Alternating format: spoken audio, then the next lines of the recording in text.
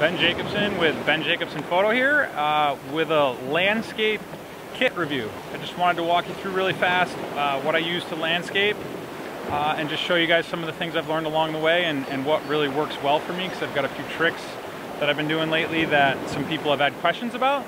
So I just wanted to show you my kit really quick. The basics are, first off, I'll start with the tripod. This is my Enduro CT313 with the short post option. I intentionally bought this tripod because it goes to pretty much exactly eye level when you add a head and a camera to it. And because of that, I don't need the center post, so I got that option. The reason is because as it closes, your fingers will pinch if the column comes down. So that's just something that frustrates me, and it's a personal preference I go with. I have a Arca Swiss P0 head. The reason I use this head is because there are no knobs except for the pan knob on this head. There's no drag and lock. It's just one ring. The ring goes all the way around the head, so no matter which way of the three-way you set your legs up in the dark, you reach for it, the ring's always there because it goes completely around the whole head. Which means even if you set it up so that it's backwards and facing you like that, you just loosen the ring up, spin the whole thing around, drop your camera, and you're good to go. It sounds kind of maybe petty that I would even worry about something like that, but I do this often enough and early enough. I really found my Acrotech with the GV2 with the 3 different knobs, I was dealing with that a lot. I was loosening the pan and spinning around and tightening again. It just got frustrating. So saw this, it's actually a cheaper head anyway, so I went ahead and switched, and it's been a very nice upgrade for me. On top of that, I keep a really right stuff lever clamp. I had a screw type knob that it was my fault, I just didn't get it tight enough one day, but I almost dropped the camera because of it. So ever since then, I've just switched to lever clamps, and that's all I use. It's either open or it's closed. There's no in between. I'm filming this with my 5D Mark II, so you can't see the L plate on it, but I do use an L plate on my camera to make it faster to switch from horizontal to vertical. Keeps everything centered over your tripod more. It also keeps your composition very similar horizontal to vertical. The basic center stays the same. So it's less readjusting as you switch it, which is very nice. So that's the tripod. From there, I use this is an f-stop Satori. It's their bigger backpack. I use whatever bag works for you, really. Just get comfortable with something. I've adopted to using backpacks in the last probably year, and I've really started to like them because I've been hiking more to where I'm going, some 2-mile hikes, some 4-mile hikes, so it's really nice to have the weight supported, strap your tripod to it and just hike, get there, and then set up and shoot.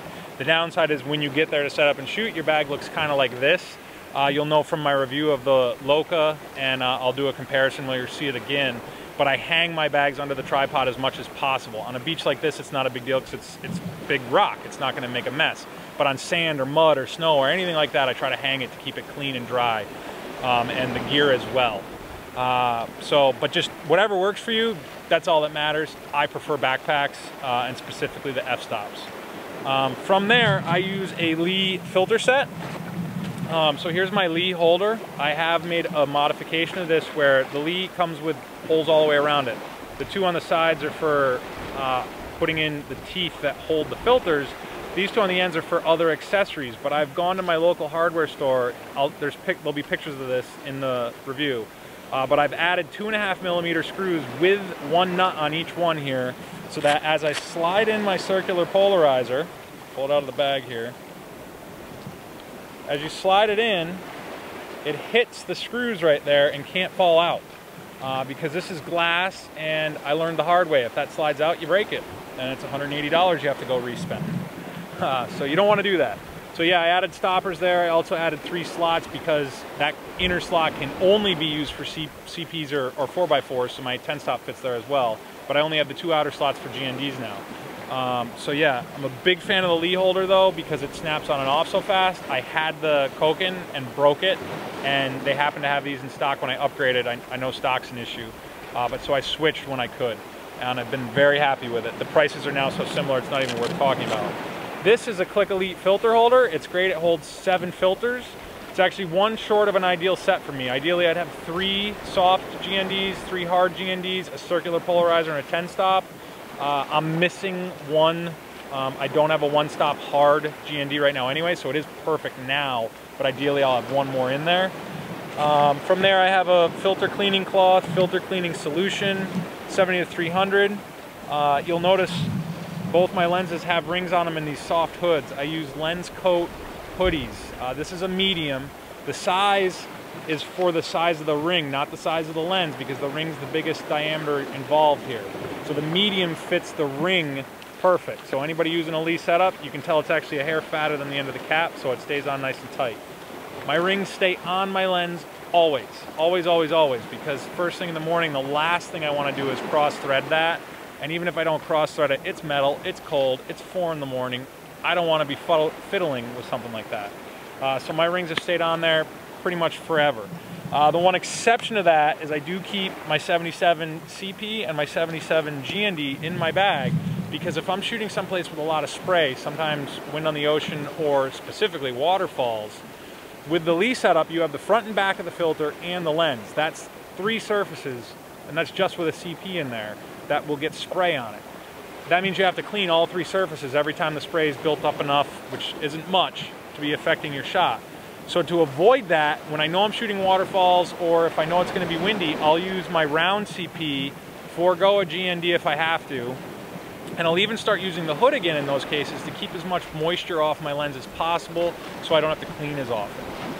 So I haven't gotten rid of them for that reason, but that's maybe 10% of the time. You can see I have another cleaning cloth in here. I have my Samyang 14 millimeters, so when 17 is not quite wide enough, I do have something wider. But filters are very hard to use with that. And that's the basic kit. I got a few more things in the top to show you really quick.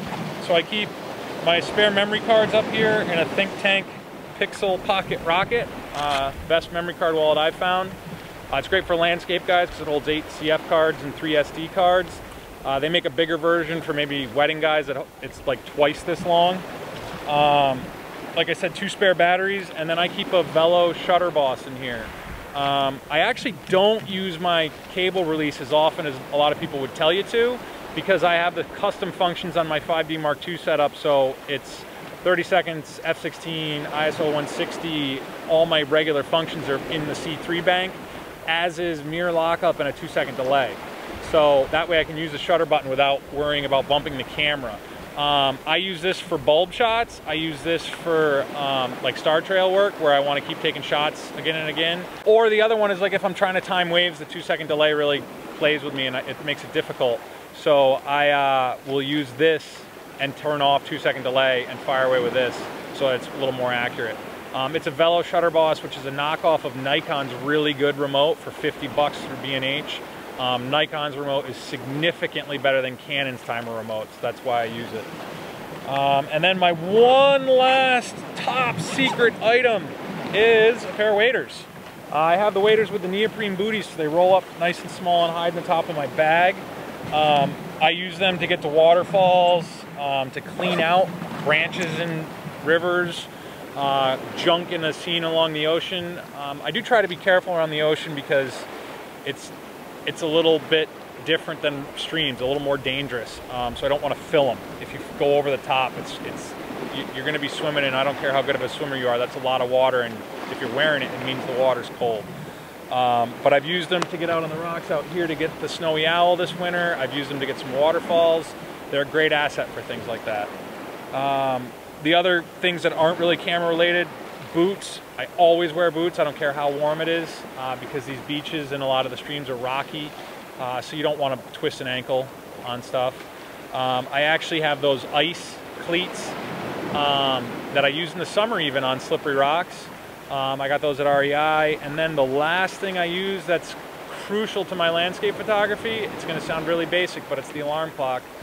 I'm up at 4 in the morning a lot to go shoot a lot of these sunrises, so it's about getting up and getting out there. So that's one of the key things over all this other gear is you got to get up and get out no matter what you have. You got to get out to use it. So I hope this helped. I hope you can see my kit to see some of the decisions I've made. If you need any help or suggestions, just shoot me an email. Use the contact form on my website or get me on the forums or any of the other places I'm online. And just, yeah, I'll answer any questions you have to ask, so shoot away. This is Ben Jacobson for Ben Jacobson Photo. Thank you.